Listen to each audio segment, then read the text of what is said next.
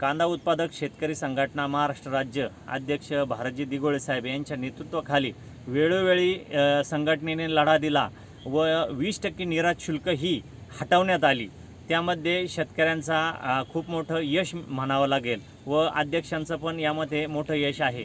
परंतु 1 एप्रिलला सरकारने जो निर्यात शुल्क हटवण्याचा निर्णय घेतला तो त्याने काल दुपारपासून ज्या व्यापाऱ्यांचे कांदे बाहेर पाठवले जात आहे ते विनाशुल्क पाठवले जात आहे। परंतु आज रोजी ज्या वेळेस कांदा मार्केट चालू झालं लासलगाव येथे तर त्याचे भाव 1200 ते 1250 याच्यावरती निघाले नाही आणि जेव्हा 20% निर्यात शुल्क होतं त्यावेळेस कांद्याचे भाव होते 1500 ते 1550 हा भाव होता।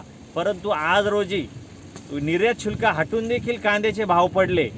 असं वाटायला लागलं 20% निर्यात शुल्क होती ती योग्य होती की काय, नेमका हा सरकारचा काही घोटाळा आहे की व्यापाऱ्यांचा घोटाळा आहे ते आम्हाला कळत नाही। त्यामुळे शेतकरी हवालदिल झालेला आहे।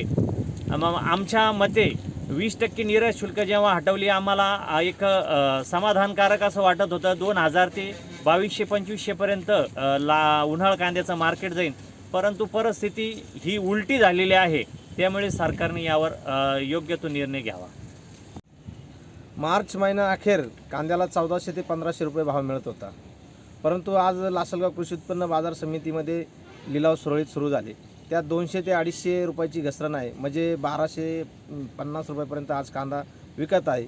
निर्यात शुल्क कमी करूनही सुद्धा कांद्याचे भाव कमी झालेले आहे।